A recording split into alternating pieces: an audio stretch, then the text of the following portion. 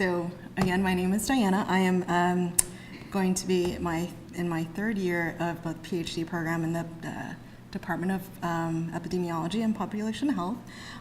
Today I'm going to kind of talk about my proposed project with the Health and Social Justice Scholars Program, and this is, I didn't put it up on the screen, but it is in conjunction with the Center of Health Equity that is part of Louisville Metro Department of Public Health.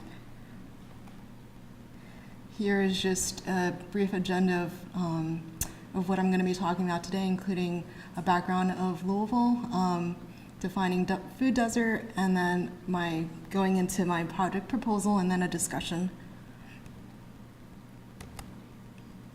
So I decided not to overwhelm this slide with too many demographics, but based off of the most recent American Community Survey results in 2015, our population in Louisville is almost 756,000 people.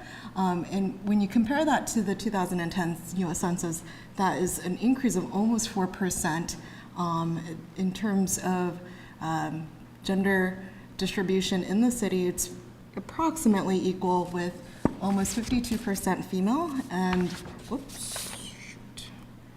43% male, and the median age in Louisville is 38 years. So when you break it down in terms of ethnic populations in Jefferson County, you can see that in the white or Caucasian population, there over 5 years' time, it seems to have increasingly gotten less and less, whereas all the other, with the slight exception of the American Indian and Alaska Native population, there's at least been somewhat of a increased percent of Hispanics, Asians, and Black or African Americans. So this is actually, originally when I did this PowerPoint, I was referring to things as people from different neighborhoods, but starting probably this year in the new Health Equity Report, they're going to be referring to geographic boundaries in terms of market areas. So I just wanted to kind of give this differentiation where a lot of the previous literature is going to be kind of referencing back to neighborhoods versus market areas, but going forward, you guys will see in new reports things being referred to market areas.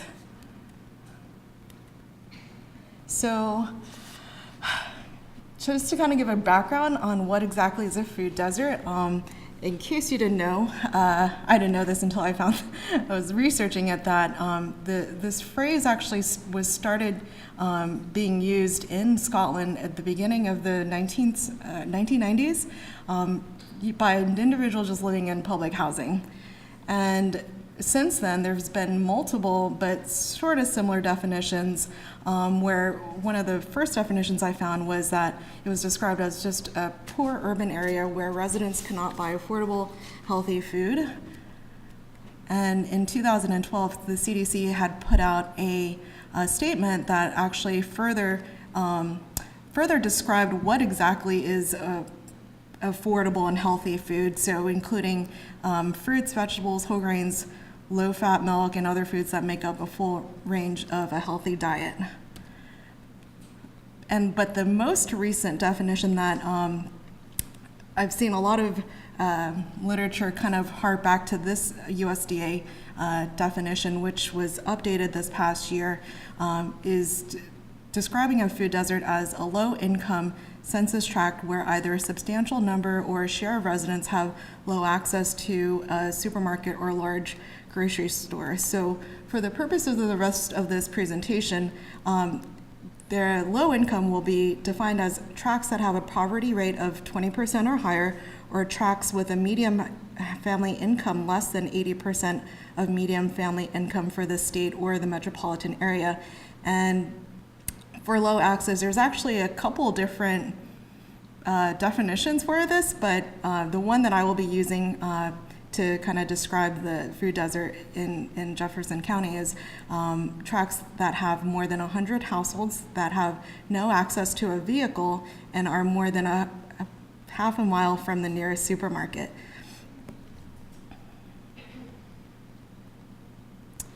So the next couple slides are actually just sort of maps that I got off of the USDA Food Access Research Atlas website. And this, hopefully it's kind of clear.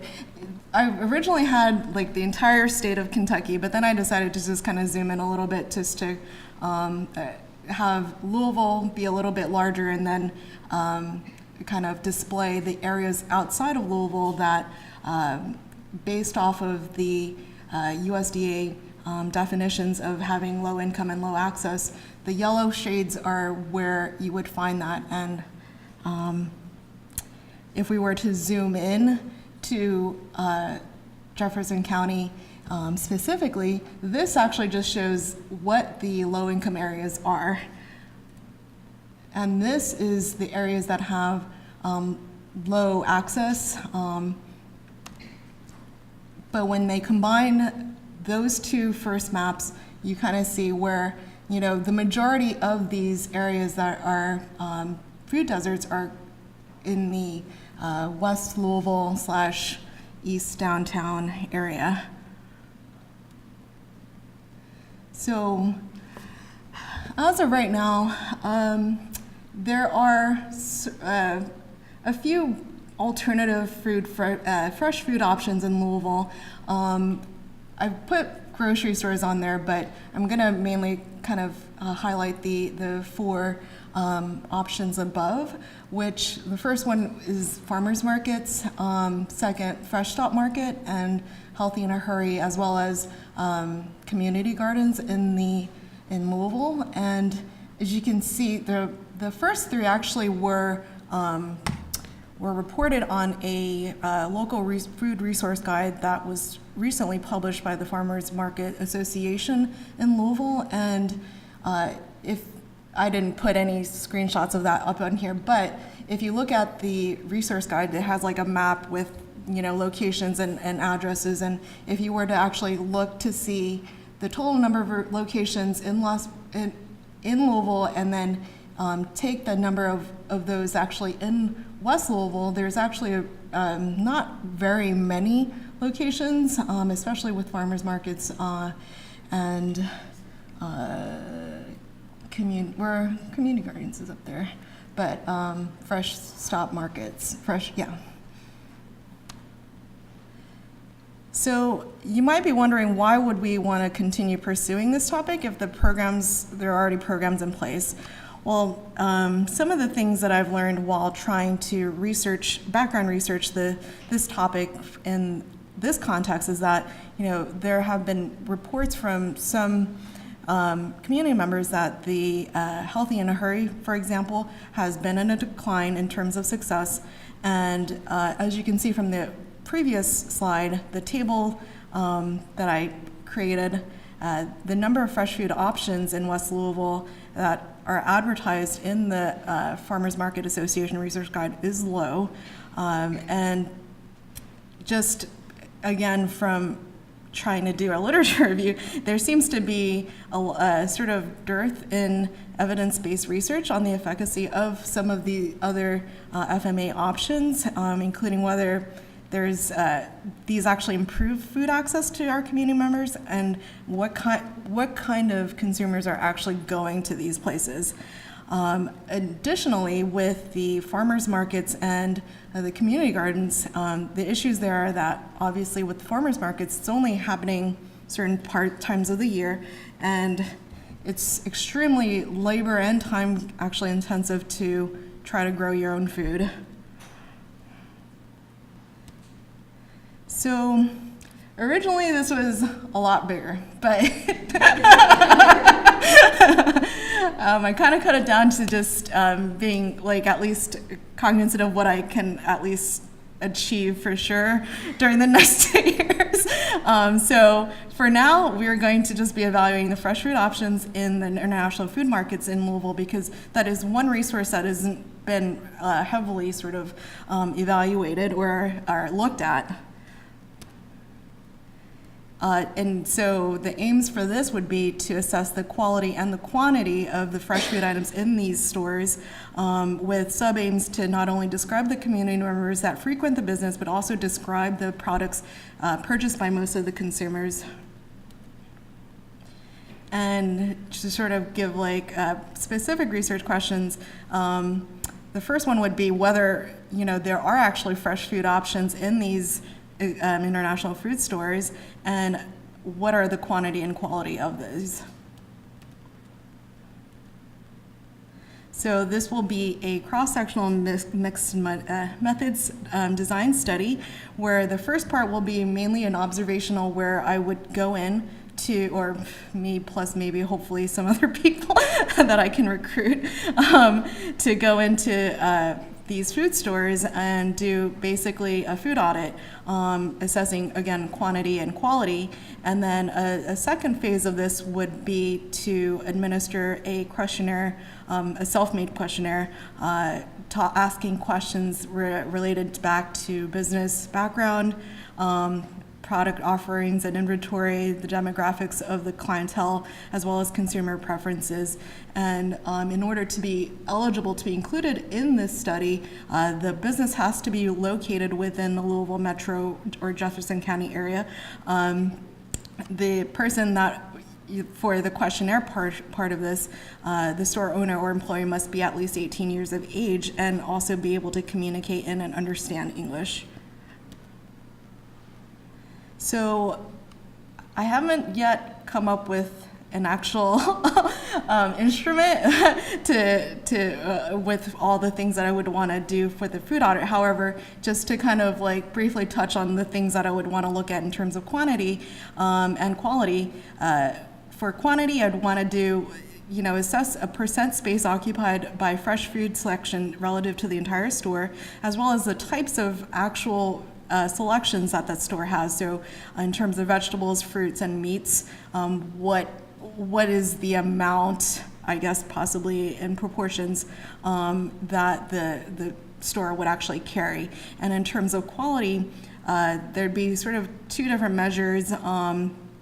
First, kind of using a 5-point Likert scale, kind of commenting on, and these are if it's applicable across the vegetables, fruits, and meats, to talk about the firmness, ripeness, coloration, bruising, or decay, and whether or not the product is frozen or fresh. So in terms of the study flow for the food audit, I intend to do an internet search initially, and then from there try to get referral stores by not only UofL students, staff, and faculty, but also community organizations that service international population, as well as those international community members, and also the USDA SNAP certified stores. And your recruitment is simple. Just go in person and ask whether they'd be interested, and if they agree, then I would consent, and the in-person survey would be administered. So here are some of the questions that I've already started to come up with in terms of what I would like to ask the grocer. So here's just some background questions, like asking whether that grocer is a part of the community that they have the business in, and how long they've been there. In terms of product offerings and inventory, we kind of want to have an understanding of who actually does the ordering, for example, in the store, and how do they make their product selections, and do they track their inventory. In terms of customer base, kind of want to see like if the store owner or employee would be able to tell whether this is a neighborhood person, or just sort of characteristics of the population, as well as the ethnic background of the population that predominantly uses or goes to that business. And then in terms of customer preferences, these are just kind of examples. There's a longer list, but basically, it's again a a 5-scale answer or statement that people would have to agree, strongly disagree, or undecided, etc. As well as that final question on this slide is basically just trying to gauge, the popularity of the product that's being purchased in the store. So in terms of what kind of gap of knowledge is being addressed in this, we would be increasing the scope of the food options by including the international markets. And future directions would be, could be to either reevaluate the Healthy in a Hurry to reassess the quality and quantity, because there has been something already published, but that was back in 2009, that kind of assessed actually one of the Healthy in a Hurry stores in Smoketown, but I haven't found anything talking about the fresh shop markets or really the community gardens, and to sort of see like who is actually going to use these options. And then another future direction that could be done is to obtain community thoughts on whether or not these existing options are sufficient to address the food desert, and finally work with existing stakeholders to support current efforts to improve community access to fresh food options, such as New Roots and Louisville Food Co-op. Is there any questions?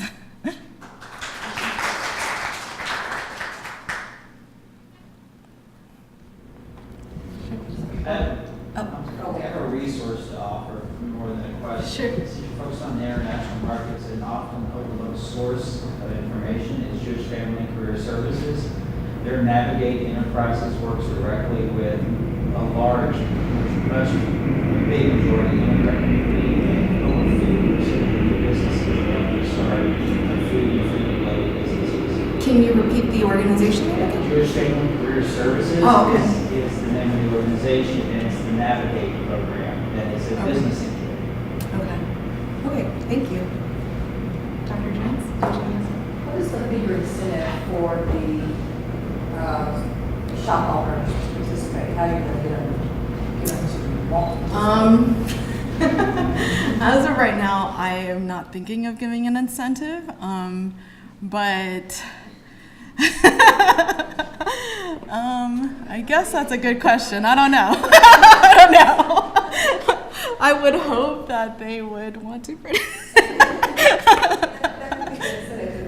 They're getting something out of it that's not necessarily money, but something. Sure.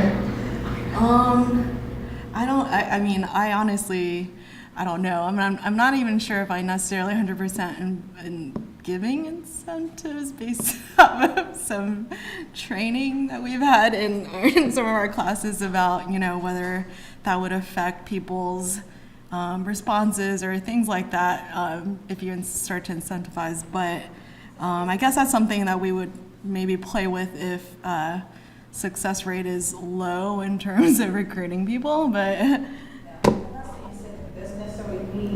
like money or okay. What is going to drive them to say, yes, I will participate and fill out the survey? Well, I guess if we were to go back to like for example, the demographics of I guess depending on which market, but if I was to approach the store owner and was like, we are having an expansion of like these populations in Louisville, this would actually help us to determine whether, your store is a good option for them to come in terms of getting fresh food and anything else actually that they need. So if from a business perspective you can increase their revenue, then that's great. Dr. Kelly Fryer? I just want to offer to that too, Dana. That's a great question.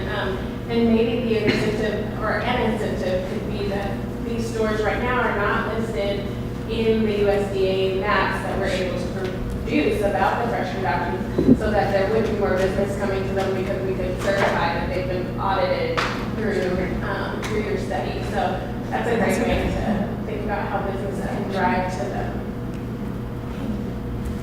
Jade? Sorry. Here.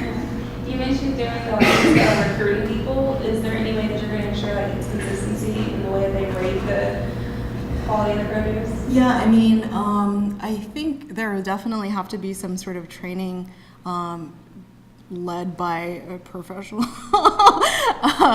but I have not yet come up with who I would actually reach out to do a training, because it probably wouldn't be me. But yeah.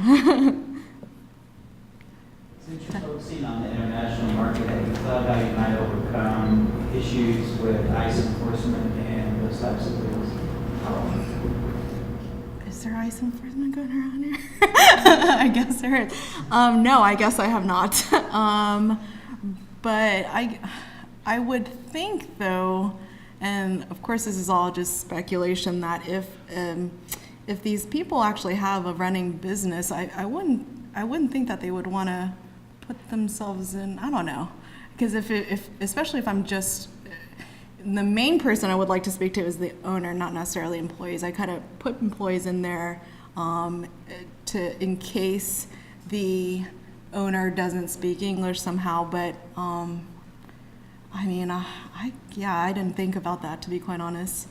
So, but that's a good thing to. So a lot of the international markets were created to support very specific communities, and a lot of those communities may or may not be people with full citizenship. And so, having an international market kind of put on the map could lead to others that looking at that as a negative. Oh, I see what you're saying. So Like, it's something to think through.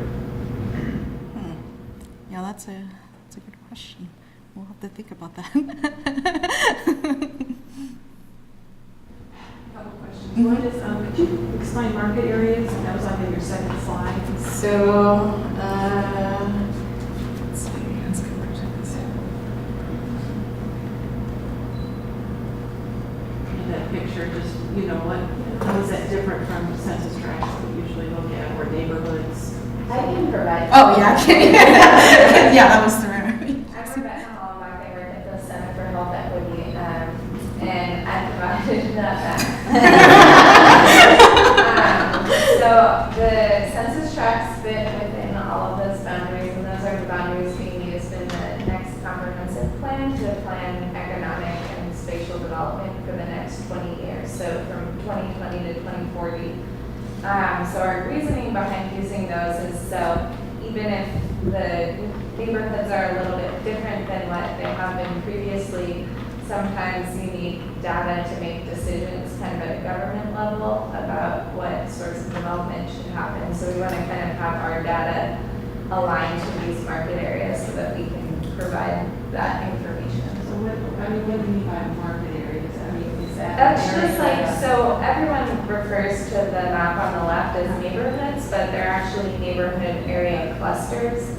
So most of them have multiple neighborhoods, and they're kind of approximations of how census tracts align somewhat to the neighborhood areas that were created in the 1970s. So none of our boundaries are perfect. So these are kind of just a reconfiguration of the neighborhoods. It's more realistic, and more. I don't know that more realistic is a fair way to say it, but it's aligned with how the city's planning to guide development practices and prioritize. So we want to make sure our data can speak to that. And just for clarity, in those market areas, it will list what people have traditionally known as a neighborhood. So it will talk about Portland and Russell and Smoketown, so people will be able to say, oh, okay, well maybe the Northwest core doesn't speak to me, but I know within the Northwest core, Portland and Russell exist there. So my second question is, you're developing a tool, and I'm a little surprised that there's not a tool out there, because there's so much literature on food deserts. Right. So actually- I'm just curious about that. Sure. So with the kind of snapshots that I have up on here, they were actually sort of re-updated based off of a survey that I had found looking at actually healthy corner stores in Minnesota. So, and honestly, that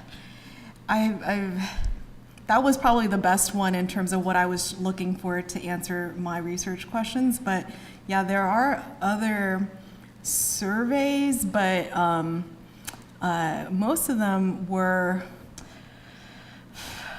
let me think about this. Most of them weren't necessarily addressing the usage in terms of I guess more general usage by the community members. They were more like, specifically targeted towards the business owner, and kind of going from that aspect of not only profitability, but also like more questions related to the inventory and procedures like that, and sort of like standards that the store has, rather than what the possibly community perception of that might be.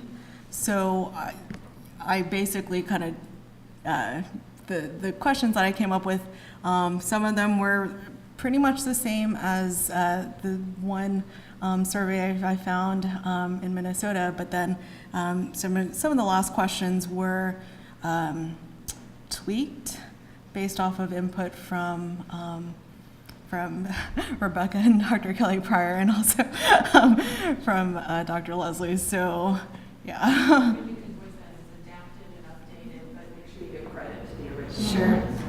That's great. I have a question. So you're going to survey or interview the owners of the businesses, correct? Why not also talk to the community people to see where do they shop? See, originally when this was a much larger slide for like objectives and stuff, I did really want to try to survey the community members. However, I think it just kind of became a little bit unmanageable in terms of trying to think of how to reach out to certain communities, meaning if my target population I would like to see what their food habits are is mainly in West Louisville. I mean, you sort of would have to, I think one of the ideas I originally came up with was to do like sort of like a mailing list type of preamble letter to just see if there was interest, but I think there were a little bit too many obstacles in terms of trying to figure out the logistics, especially for a project like this that's only going to be essentially probably 1 to 2 years of 1 year of major data collection and then another year of analysis. So, but yeah, originally I wanted to approach the population that I was mostly interested in seeing how they were being impacted, which would have been West Louisville. So. Can I just make one statement? Sure. So a lot of times we go to like community centers, churches, things like that, and find the people, and then they tell us where they shop and why they go there, and how come these are fresh foods and things like that. So that's where I was. I don't want to speak for you, but we've had that conversation, and I think that is a plan, but she didn't want to put it on today, have a commitment, and before all of you to do that. So I think this is more phase one. I'm for sure going to do this, and then that's certainly part of. Because that would help you a lot. Right. I should have probably. Well, the original presentation I had was a lot more in depth in terms of like what I would really want to get done, but I don't know if feasibility would be compromised if I try to get too much, commit to too much during like a relatively short amount of time. So, but yeah. Any other questions?